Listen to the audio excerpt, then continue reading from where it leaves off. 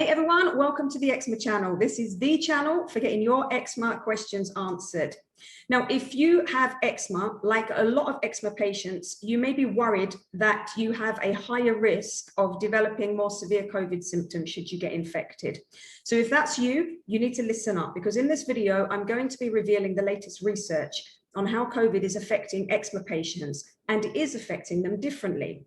So right from the very beginning of this pandemic, a lot of researchers were already expressing their concerns that people with atopic conditions such as eczema, allergic rhinitis, and asthma would suffer more severe consequences if they were to get COVID-19.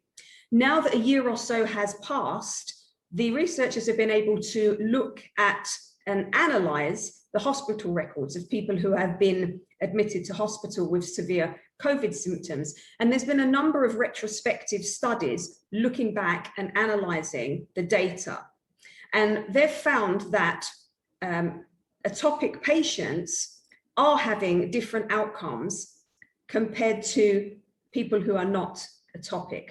So before I reveal this research, I need to explain a little bit about the workings of the immune system so that you can understand when I explain what COVID is doing inside your body. Now, as part of the immune system, we have a large number of immune cells called CD4 cells. They're also known as helper T cells or just TH cells for short. Now, depending on what's going on inside your body and what your internal environment is, these cells differentiate and they become either Th1, Th2, or Th17. Now, eczema patients have more pathogenic bacteria on their skin than people without eczema. And those pathogens tend to invade through the skin and set off immune reactions. And because of that, it causes more of your cells to flip to the inflammatory Th2 types. Now, Th2 are partly responsible for driving the inflammation in eczema flares. So the redness, the itching, the swelling, the pain, that's partly responsible. The Th2 cells are partly responsible for that. And it's because they release these particular molecules called cytokines. Cytokines are almost like messengers that your cells send out to communicate with other cells. So they will release cytokines, they will travel, and they will communicate to other cells what's going on and how they need to respond. So if you imagine a cell has very many receptors all over the surface of the cell, and they're different shaped receptors. The cytokine molecules are different shaped molecules. So not every molecule fits into every receptor. It has to be the right shape for them to bind. So in normal inflammation, if you have an injury or an infection, for example, these molecules will drive the inflammatory response. So that you may have a problem, for example, you have an infection. These cytokines will communicate to other cells that there's an issue, and they will recruit more workers to come and fight and help resolve the problem. So they may be battling, they may be clearing up damaged tissue, and they may be conducting repairs. So eventually, as the issue is resolved, your immune system will send other cytokines, which turn down the response until everything is healed. And then it's almost like it sets the reset button and everything goes back to equilibrium until there's another issue to deal with somewhere.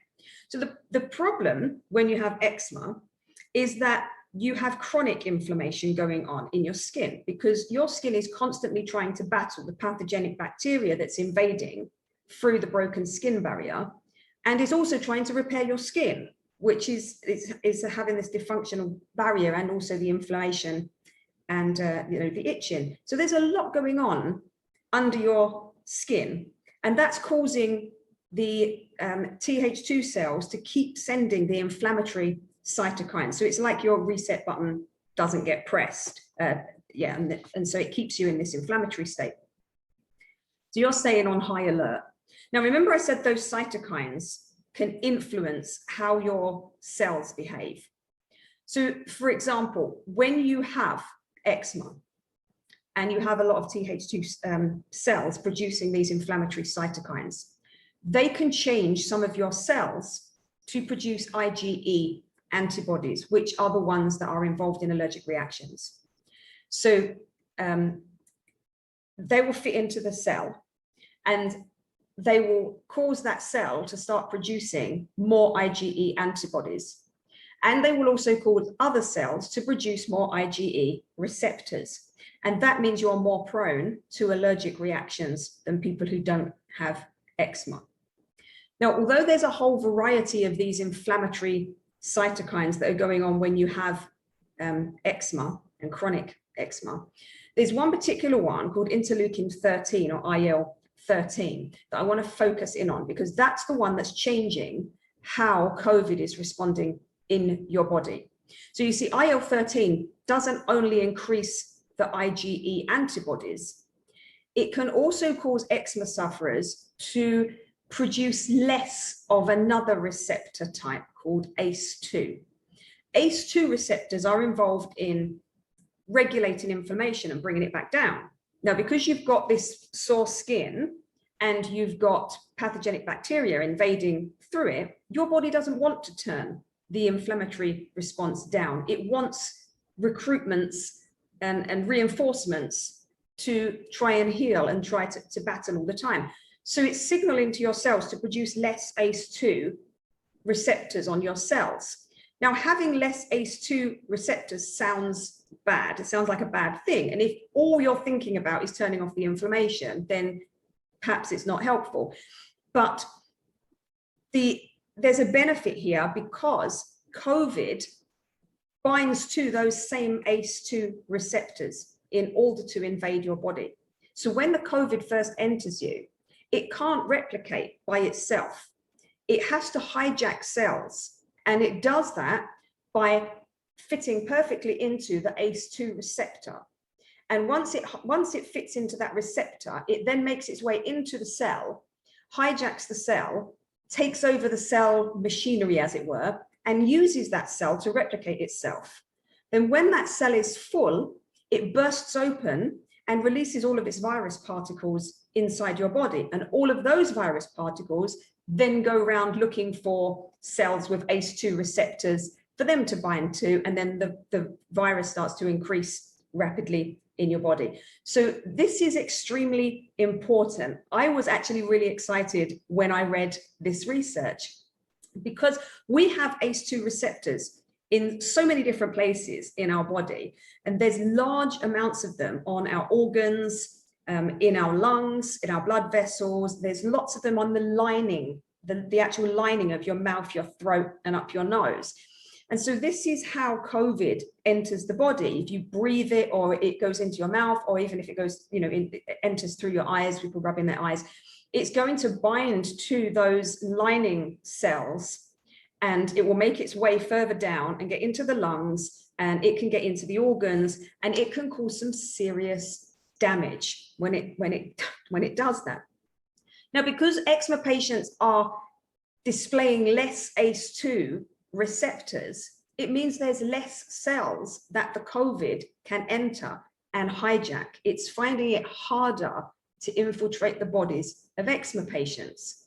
So you may have heard health experts talking about something called the viral load. So the viral load is really talking about how much virus you have present in your body. So if you have a high viral load, you have lots of virus. And if you have a low viral load, you have not so much. And viral load is directly linked to how severe your symptoms are going to be.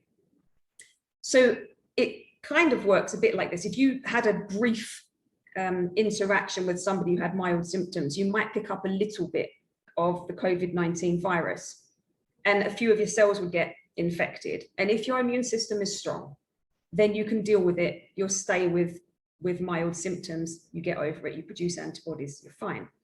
But if you were in a situation where you were surrounded by a lot of people who had COVID, then you could be receiving particles from lots of different people, and more of it would be invading your cells and attaching to ACE2 receptors. And then you've got many more cells who are being hijacked, and then will bursting open and releasing those virus particles into your body. But now what we're looking at is it's not just about your virus exposure.